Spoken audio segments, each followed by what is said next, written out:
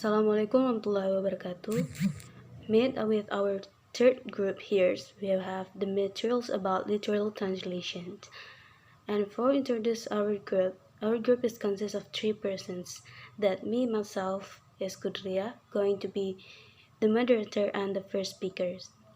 And for the second speaker is Nurul Hidayah, and the or last speaker is Ismi Aziza. And to take advantage of the times, we now want to deliver for the first material. For the first material is about idiomatic translations and will be presented by me. So, idiomatic translations, since all language have a different way of structuring words and grammar in order to express the same ideas, translation often reflect the structures of either the source language or the target language. So idiomatic translations here have like three aspects. That the first aspect is source language bias, and the second is target language bias, and last is the literal translation itself. So what is source language bias? Source language bias is a result from following the form of the source language that too closely and therefore the left-flatting source form and grammar tendencies in the target text. And for the target language is the opposite problems of the source language. It occurs when and we translate so freely into the target language that we lose some of the meaning of the source text. So that the target language bias.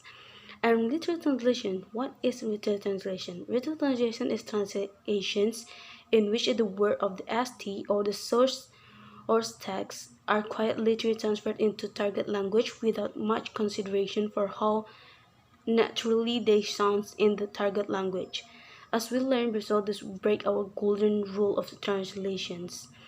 So now we have examples of the source that is like from the source of language, like the old problem in the Mehijo, and is translated into the form of literal translation, that which the form of the source takes are quietly literally transferred into the target language without much conversion. It's like copy pasting it, but in a target language. So materials. The next material is we have a diagram about the source language bias and the target language bias. Is the idiomatic, the translations and the translation like diagrams. So we have now here looking to the diagram here is from the language bias until the target language have five points. Like the first one is literal, second factful, balance, idiomatic, and free. So now we'll explain this by one. For the first is the literal. The literal is a meaning about closely mirror of the structure of the source language, that making the translation difficult to understand and possibly distorting the message of the object, the source text.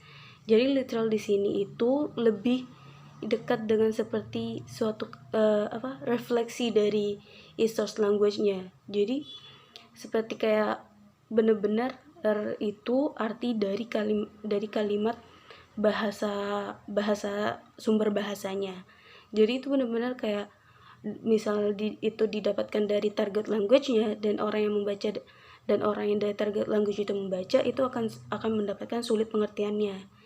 Sedangkan factful di sini yaitu yang dimana menunjukkan source language bias with some compensations for the target language that may sound unnatural. Sama dengan literal di sini, sama-sama menunjukkan source language-nya, benar-benar mementingkan source language bias-nya di sini. Jadi pas mereka ditranslasi atau dialih bahasa, itu benar-benar adalah arti dari source language-nya, dan itu hanya dirubah makna kata dari source language ke target language-nya, dan itu dari target language-nya itu sendiri kalau dibaca itu may sound unnatural, tidak natural. Terus yang ketiga yaitu balance. Balance display structure from both the SL and TL. SL is source language and TL target language. The message is reasonably comprehensible.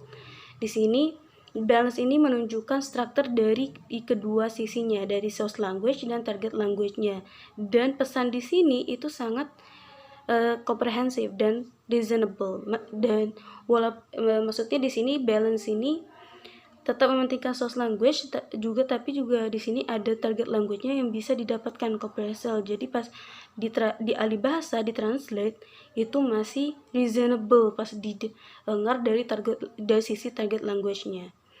Dan yang keempat yaitu idiomatic. Idiomatic itu sendiri dari tema kita, idiomatic translation, yang dimana idiomatic di sini is follow the structure of the target language and sounds natural while communicating the exact message of the source tag. Jadi idiomatic di sini sangat mengikuti struktur dari target language-nya di idiomatic di sini. Dan pendengarannya itu pun kalau misalnya didengarkan dari target language-nya itu sangat natural. Walau dikomunikasikan dengan source language-nya itu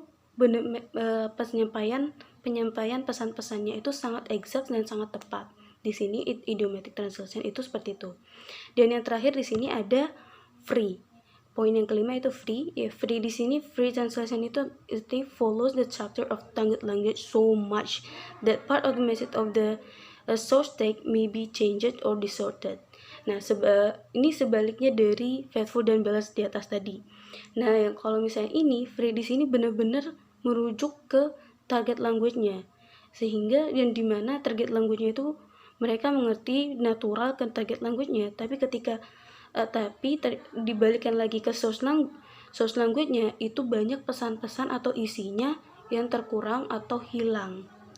Tapi ketika disampaikan ke dalam target language yang dibaca itu dapat dimengerti dan sounds natural bagi mereka. Itu di sini dinamakan free. Di situ ada beberapa contoh-contohnya dari bahasa ini. Untuk dari beberapa aspek diartikan ke beberapa poin-poin, dari literal translation, faithful translation, balanced translation, idiomatic translation, and free translations. Jadi yang penting di sini goal kita itu merujuk ke idiomatic translations. The next material or the second material is about dynamic translation. Dynamic translation is, if a translation is dynamic, we mean that the original meaning is communicated naturally in it as well as accurately. A dynamic or idiomatic is translations pay attention to the natural features of the target language. Jadi sini dynamic translation itu hampir mirip dengan idiomatic translation, yang dimana dia sangat pay attention, sangat memerhatikan ke dalam target language-nya. Dan tapi ketika target language itu apa yang diperhatikan dalam target language itu adalah kenaturalan ekspresi kenaturalannya dalam target language itu. Poin yang kedua di sini, a dynamic translation, a time to speak in the language of average fluent speaker of the language. Agak beda tingkatannya dari idiomatic translation. Dynamic translation di sini lebih mengaveragekan atau merata-ratakan dengan menyamakan dengan fluent speaker yang bahasa-bahasa dari fluent speaker atau native speaker-nya, seperti itu. And I think that's all for the first speaker, me, Kudria, and for the next speakers will be continued by Nurul Hidayah. So thank you. Wassalamualaikum warahmatullahi wabarakatuh. Okay, the next material is semantic translation.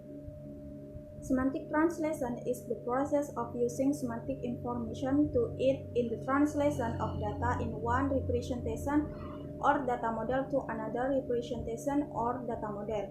Semantic translation takes advantage of semantics that associate meaning with individual data elements in one dictionary to create an equivalent meaning in a second system. Jadi, semantik itu sendiri adalah susunan struktur kata. Sedangkan semantic translation adalah proses penggunaan struktur kata. And in here, there are three types of semantic equivalence. The first, class equivalence, property equivalence, and instance equivalence. Class equivalence indicating that class or concept are equivalence. For example, person is the same as individual. Jadi dari ketiga tipe ini sama-sama menjelaskan konsep atau kelas dari struktur kata. Contohnya, for example, person is the same as individual. Person sama dengan individual. Contoh yang kedua, person given name is the same as first name. Dan yang terakhir, Dan Smith is the same person as Daniel Smith. Intinya dari ketiga tipe ini sama-sama memiliki arti yang sama namun strukturnya berbeda. Maybe I think enough for me, and the last material is Nurul Hidayah. Okay, the last material about communicative translation. Communicative translation address itself solely to the second reader who does not anticipate difficulties or obscurities and would expect a generous transfer of foreign element into his own culture as well as his language where necessary. And communicative translation is likely to be smarter, simple, clear, more direct, more conventional, conforming to a particular register of language, and tending to other translate. Nah, jadi communicative translation atau terjemahan komunikatif itu hanya ditujukan kepada pembaca kedua yang tidak mengantisipasi kesulitan atau ketidakjelasan dari kalimat pertama dan mengharapkan pembaca kedua itu mentransfer dalam budayanya sendiri dan juga bahasanya itu jika diperlukan.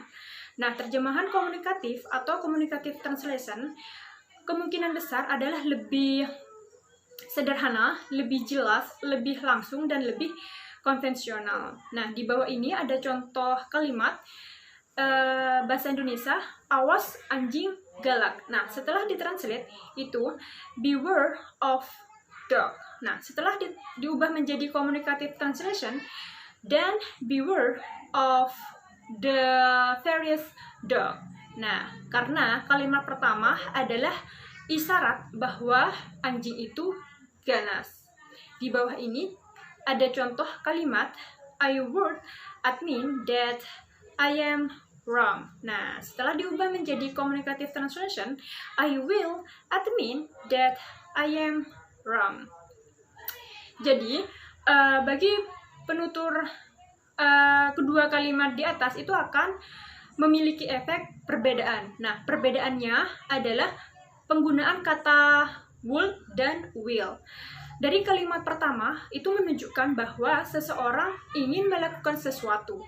Nah, sedangkan kata will dalam kalimat kedua itu menunjukkan bahwa kegiatan akan dilakukan dengan subjek dari kalimat itu.